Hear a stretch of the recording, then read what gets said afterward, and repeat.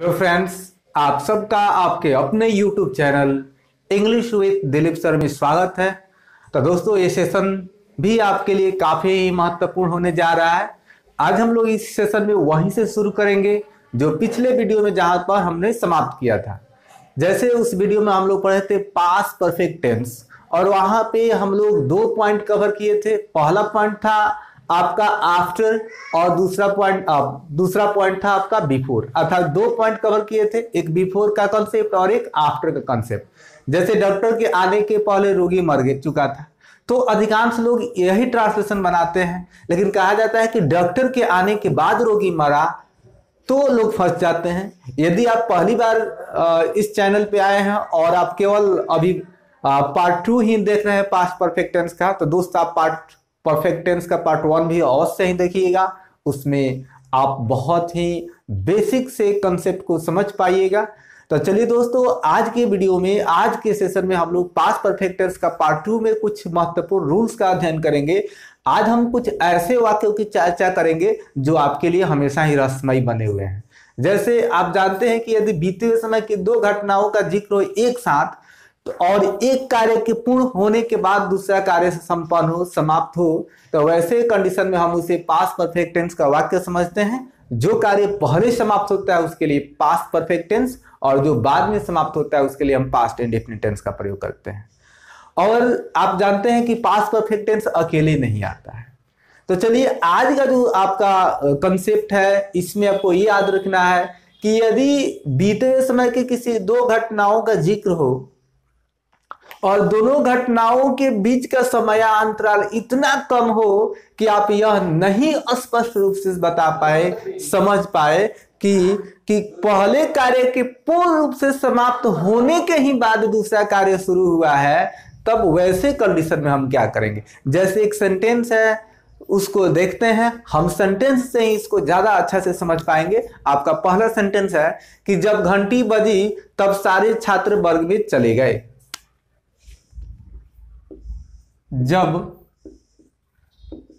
घंटी बजी तब सारे छात्र वर्ग में चले गए। अब यहां पे देखिए, अच्छा से सेंटेंस का ऑब्जर्व कीजिए। जब घंटी बजी तब सारे छात्र वर्ग में चले गए। तो इस पार्ट में, इस सेशन में हम ऐसे कार्यों की, ऐसे वाक्यों की चर्चा करेंगे जिसमें भी आपका 2 कार्य होगा, लेकिन इन दोनों कार्यों के बीच का समयांतराल इतना कम होगा कि आप नहीं कह सकते हैं कि पहला कार्य पूर्ण रूप से समाप्त हो गया है तभी शुरू हुआ है दूसरा। यह भी हो सकता है कि पहला काम चल ही रहा है तब तक दूसरा आपका क्या हो गया, शुरू हो गया। जैसे आप स्कूल में पढ़ते होंगे, तो जब घंटी बजना शुरू होती है तभी बच्चे क्या करते हैं, वर्ग में जाना शुरू कर देते हैं। ऐसा आप नहीं कह सकते कि पूरा घंटी बज गई तब बच्चे वर्ग में गए, ऐसा आप नहीं कह सकते हैं। तो इसीलिए इसको बनाने के लिए, ऐसे वाक्यों का अंग्रेजी अनुवाद बनाने के लिए हम दोनों ही पार्ट्स में दोस्तों पास्ट इंडेफिनिट टेंस का प्रयोग करते हैं। इसके लिए आपका स्ट्रक्चर होगा, स्ट्रक्चर अच्छा से लिख लीजिए, स्ट्रक्चर पे कमांड रखिएगा। जब स्ट्रक्चर आपका क्लियर रहेगा तो आप फिलिंग द ब्लैंक्स अच्छा से बनाइएगा। When plus subject plus V2 plus object comma subject plus V2 plus object. तो अब इसको थोड़ा सा समझिए। अब देखिए, जब घंटी बजी, तो जब का क्या हो जाएगा दोस्तों, व्हेन। घंटी का व्हेन द बेल। अब यहां पे आपको बजना का होता है दोस्तों रिंग, और हमें चाहिए V2। यही आपका सब्जेक्ट है, जिसके बारे में हम बात करते हैं वही सब्जेक्ट होता है। तो व्हेन द बेल रैंग, जब घंटी बजी, तब या तो का दोस्तों यहां पे हम केवल कॉमा का यूज करेंगे, याद रखिएगा। सारे छात्र वर्ग में चले गए, तब सारे छात्र वर्ग में चले गए। तो अब देखिए, घंटी का बजना का काम चल ही रहा है तब तक छात्र वर्ग में चले गए। तो आप यह स्पष्ट नहीं कर पा रहे होंगे कि ये जो घंटी का बजने का काम है ये पूर्ण रूप से समाप्त हो गया है। जब ऐसा कंडीशन हो कि दोनों कार्यों के बीच का जो समयांतराल है बिल्कुल ही कम हो, तो आप दोनों ही तरफ पास्ट इंडेफिनिट टेंस का प्रयोग करेंगे। All the students went into the class।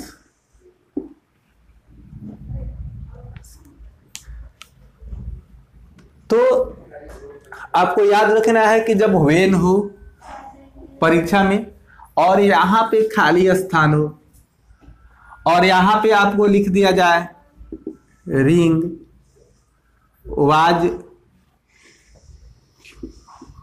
रुंग और रैंग और हैड रुंग, तो आपके परीक्षा में जैसे आपका ऑप्शन ए हो गया, ये बी हो गया, ये आपका सी हो गया और ये डी हो गया।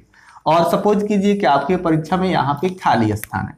दोस्तों हम लोग केवल ट्रांसलेशन ही नहीं पढ़ेंगे, कंसेप्ट के साथ साथ आपको एग्जाम्पल्स भी मिलेगा ताकि आपके जो डाउट्स है वो क्लियर हो जाए और आपका बिल्कुल एक बृहद कंसेप्ट बने कि आप इंग्लिश लिख सके, इंग्लिश बोल सके और कॉम्पिटिटिव एग्जाम की भी तैयारी कर सके। आज से ही आप तैयारी कीजिएगा कॉम्पिटिटिव एग्जाम की, तभी आप उसमें सफलता पाइएगा। ऐसा नहीं कि आप इंटर समाप्त कर लीजिएगा तब तैयारी कीजिएगा। शुरू से ही कॉम्पिटिटिव पॉइंट ऑफ व्यू से दोस्तों पढ़ने का आदत डेवलप कीजिए, हैबिट डेवलप कीजिए, तभी ही आपको सफलता मिलेगी। तो अब देखिए कैसे हम इसको डील करेंगे। यहाँ पे दोस्तों व्हेन है, तो जब घंटी all the students went into class, तो सारे छात्र वर्ग में चले गए।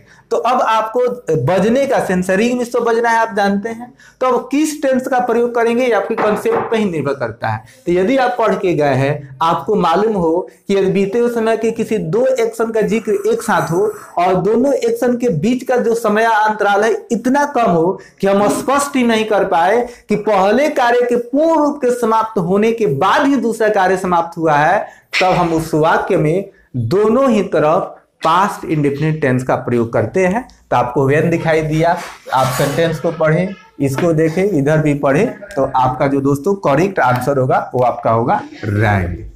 तो दोस्तों यदि आपको ये कंसेप्ट अच्छा लग रहा हो तो प्लीज वीडियो को लाइक कर दीजिए और चैनल पर नए हैं तो चैनल को सब्सक्राइब कर लीजिए ताकि कोई भी न्यू वीडियो अपलोड करूं मैं तो सबसे पहले आप तक पहुंचे। तो चलिए दोस्तों अब हम अगले सेंटेंस को लेते हैं और आपका अगला सेंटेंस है कि जब मैंने उसे एक अंगूठी दी तो उसने लेने से इनकार कर दिया। जल्दी से बनाइए आप लोग।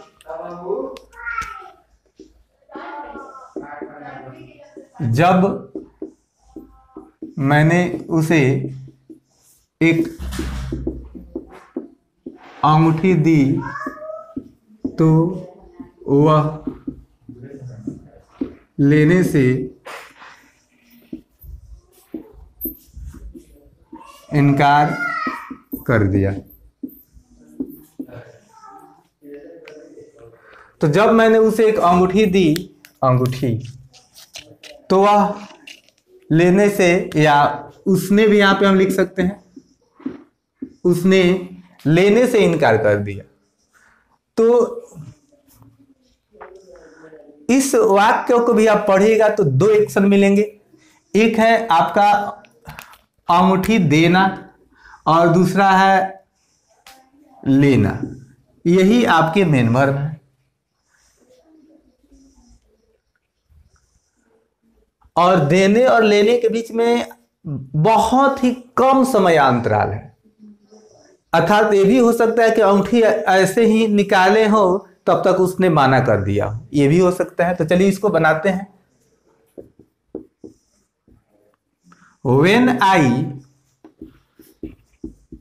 gave her a ring, दोस्तों कॉमन नाउन है, कोई भी मैटेरियल नाउन से बना हुआ वस्तु आपका कॉमन नाउन होता है और कॉमन नाउन सिंगल रूप में प्रयुक्त हो तो उसके पहले आर्टिकल ए या एन आता है। तो when I gave her a ring, तो उसने लेने से इनकार कर दिया, तो उसने लेने से इनकार, तो उसने का क्या होगा आपका सी। तो सब्जेक्ट कौन सा देखिए, सी।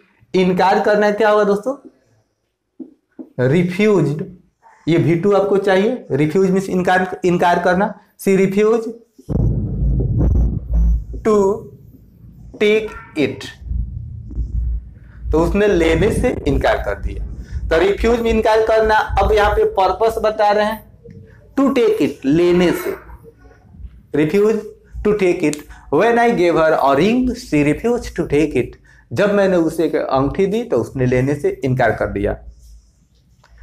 तो चलिए दोस्तों आगे बढ़ते हैं और अगला सेंटेंस लिखिए कि जब मैंने उससे बात की तो वह क्रोधित हो गई।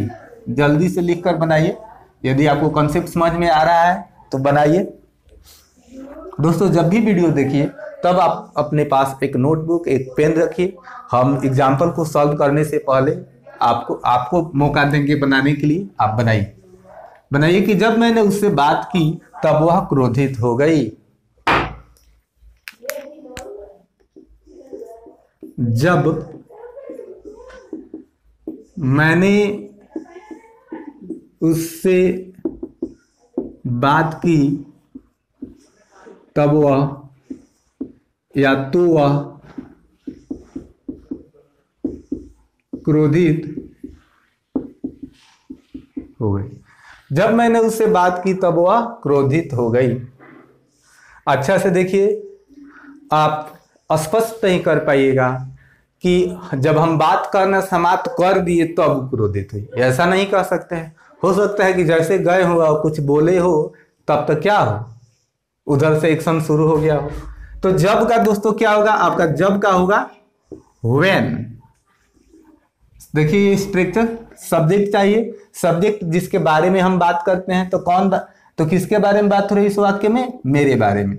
आई, हमें इस वर्ब क्या चाहिए, दूसरा। टॉक, यहाँ पे वर्ब 1 है तो हमें टॉक्ड करना होगा। आई टॉक्ड, ईडी हो तो आप टॉकेड नहीं बोलेंगे दोस्तों, टॉक्ड बोलते हैं, ड बोलते हैं।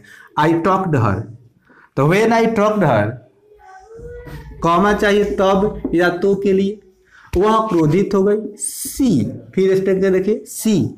अब दोस्तों क्रोधित होना, इसमें आपको कौन सा वर्ब दिखाई दे रहा है, क्या आपका क्रोधित वर्ब है? तो यदि थोड़ा सा भी आप बेसिक पढ़े होंगे तो आपको मालूम है कि क्रोधित एक इसकी विशेषता बता रहा है। जैसे वह कैसी है तो वह क्रोधित है, और होना इसमें क्रिया है। और दोस्तों होना के लिए आपका बी आता है, बी। तो यहां पे आप सी became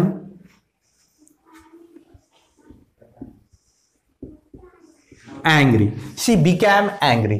जब मैंने उससे बात की तब वह क्रोधित हो गई। तो दोस्तों जल्दी से लिख लीजिए, बहुत ही इंपॉर्टेंट ये सेंटेंस है। यदि आप समझते हैं तो आप फिलिंग द ब्लैंक्स, जैसे पहले सेंटेंस का जिस प्रकार एग्जांपल सेट किए थे, तो इन सेंटेंस का भी एग्जांपल सेट करके आपके एग्जाम में ऐसे ही इसी स्ट्रक्चर के सवाल पूछे जाते हैं। तो चलिए दोस्तों अगला सेंटेंस लेते हैं। ज्यादा से ज्यादा सेंटेंस आप खुद सोचकर बनाइए। जब वीडियो आप समाप्त हो जाता है तो इस कंडीशन पे आप अपने से कुछ 2-4 सेंटेंस सोचिए और बनाइए, ताकि ये रूल्स आपको हमेशा के लिए याद हो जाए। जब मैंने उसे देखा तो वह,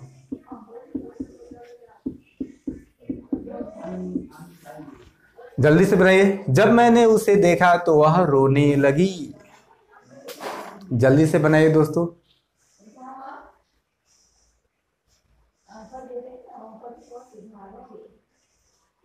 चलिए इसको थोड़ा सा सेंटेंस को घुमाते हैं। जब उसने मुझे देखी तब वह रोने लगी। अब दोस्तों ऐसा बात नहीं कि देख ली है और तब उसने रोना शुरू किया है। ये भी हो सकता है कि मुझे देखी हो और वो अपने भावनाओं पे काबू नहीं रख पाई हो और रोना शुरू कर दे। तो जल्दी से बनाइए दोस्तों। जब उसने मुझे देखी तब वह रोने लगी। When she, जब आपका ये किसके बारे में बात हो रहा है, उसके बारे में। तो सी देखने का होता है दोस्तों सी, लेकिन हमें चाहिए भी टू। तो व्हेन सी शा, किसको देखी? मुझे। तब या तो के लिए क्या चाहिए आपको? कॉमा। वह रोने लगी, तो रोने लगी, तो थोड़ा सा इसमें कंसेप्ट है। सी स्टार्टेड। अब देखिए स्टार्ट के बाद दोस्तों आपका भरपूर आता है, क्योंकि वर्ब के बाद क्या आता है? ऑब्जेक्ट। आपको बताए थे कि पोसेसिव एडजेक्टिव के बाद यदि वर्ब आए तो वह आपका जीरंड फॉर्म में होता है। तो यहाँ पे स्टार्ट के बाद वर्ब आता है तो ये भी जीरंड फॉर्म में होता है, वीपिंग। सी स्टार्टेड वीपिंग। तो दोस्तों उम्मीद है कि आप लोगों को कंसेप्ट समझ में आ रहा होगा। अब दोस्तों एक सेंटेंस आप बनाकर कमेंट बॉक्स में लिखिएगा कि जब मैंने उसकी मदद की तब उसने मुझे धन्यवाद बोला या मेरी शुक्रिया अदा की। जरूर बना के लिखिएगा। तो दोस्तों अब इसके बाद हम लोग पास्ट परफेक्ट टेंस के ही अगले कंसेप्ट पे चलेंगे, जिसमें भी आपको दो एक्शन दिखाई देंगे, लेकिन दोनों में थोड़ा सा अंतर होगा। तो इस स्ट्रक्चर को आप समझें। चलिए आगे बढ़ते हैं। दोस्तों अब हम जिस कंसेप्ट की बात करेंगे ये हो सकता है कि आपके लिए थोड़ा उलझन भरा हो, लेकिन परेशान नहीं होना है। अच्छा से वीडियो को अंत तक देखिए, आपको निश्चित ही समझ में आएगा। तो दोस्तों किसी भी चीज को समझने के लिए जरूरी है कि आप उसका अभ्यास कीजिए। इंग्लिश सीख रहे हैं, एग्जाम्पल्स को देखिए, अच्छा से सॉल्व कीजिए। तो चलिए दोस्तों सेंटेंस लेते हैं, तो अब स्ट्रक्चर की बात करेंगे। तो आपका पहला सेंटेंस है कि खाने के पहले उसने अपने हाथ धोए। तो जल्दी से आप इसको बनाइए, देखते हैं कि कैसे बनाते हैं। खाने के पहले उसने अपने हाथ धोए। तो खाने के पहले उसने अपने हाथ धोए। तो दोस्तों यहां पे देखिए, यहां पर भी आपका के पहले आया है। खाने के पहले उसने अपने हाथ धोए। तो कैसे बनाएंगे ये समझिए। अब देखिए खाने के पहले उसने अपने हाथ धोए, तो दोनों कार्यों के बीच जो अंतर है ना वो बहुत ज्यादा नहीं है, बहुत ही कम है, माइनर अंतर है। समय अंतराल बहुत कम होने के कारण इसको भी हम लोग पास्ट इंडेफिनिट टेंस की सहायता से ही बनाएंगे। स्ट्रक्चर होगा आपका subject plus V2 plus object, तब आपका होगा V4 plus subject plus V2 plus object. अब आपको समझना क्या है, अब किस सेंटेंस को हम पहले लिखेंगे ये देखना है। तो हम बाद वाले सेंटेंस को ही पहले लिखेंगे। खाने के पहले उसने अपने हाथ धोए, तो बाद वाले ही सेंटेंस को हम पहले लिखेंगे। जैसे खाने के पहले उसने, तो उसने अपने हाथ धोए, तो ही वाश मिस होता है धोना, तो V2 चाहिए दोस्तों, यही स्ट्रक्चर पहले जाएगा हमको। ही वाश हिज अपने, तो इसी के अनुसार आपका पोसेसिव एडजेक्टिव भी आएगा दोस्तों। His hands. अब पहले सेंटेंस यहां से बिफोर ही एट, बिफोर ही एट, तो आपका बिफोर रहेगा, लेकिन इधर आपका दोनों ही तरफ पास्ट इंडेफिनिट टेंस है। तो इसमें आपको समझना है कंडीशन, कंसेप्ट। तो इसीलिए सिर्फ रूल्स ही इंपॉर्टेंट नहीं होता है, उसका कंसेप्ट भी इंपॉर्टेंट होता है। जैसे he washed his hands before he ate, खाने के पहले, हिंदी भी कैसे निकलेगा? अंत से, यहां से, और अंत से ही निकलेगा ही एट, तो खाने के पहले उसने अपने हाथ मुंह धोए। तो स्ट्रक्चर आपका सेम रहेगा। तो चलिए दूसरा सेंटेंस लेते हैं कि जाने के पहले वह अपनी मां से मिला। जल्दी से बनाइए। जाने के पहले वह अपनी मां से मिला। दूसरा सेंटेंस आपका, जाने के पहले वह अपनी मां से मिला। जाने के पहले वह अपनी मां से मिला। अच्छा से दोस्तों जल्दी से बनाइए। अब देखिए के पहले के बाद वाले सेंटेंस वाक्य शुरू करेंगे, याद रखिएगा। तो ही मिलना का होता है मीट, लेकिन हमें V2 चाहिए दोस्तों, तो he met his mother before, जाने के पहले, तो वही है ना बिफोर ही वेंट, जाने के पहले वह अपनी मां से मिला।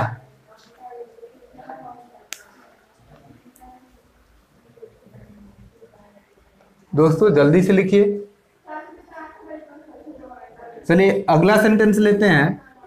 दोस्तों अगला सेंटेंस है कि कमरे में प्रवेश करने से पहले उसने अपने जूते उतार दिए। कमरे में प्रवेश करने से पहले उसने अपने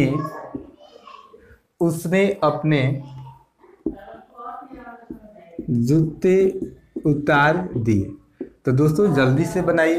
तो कमरे में प्रवेश करने से पहले उसने अपने जूते उतार दिए। तो अच्छा से बनाइए इसको।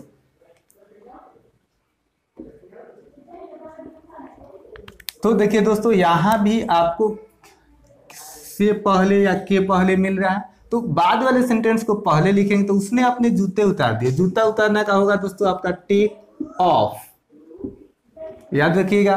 तो ही, अब हमें क्या चाहिए, V2 चाहिए ना, तो क्या लिखेंगे, टूक ऑफ। ही टूक ऑफ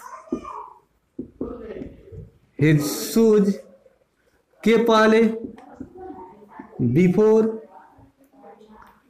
कमरे में प्रवेश करने से पहले before he entered the room.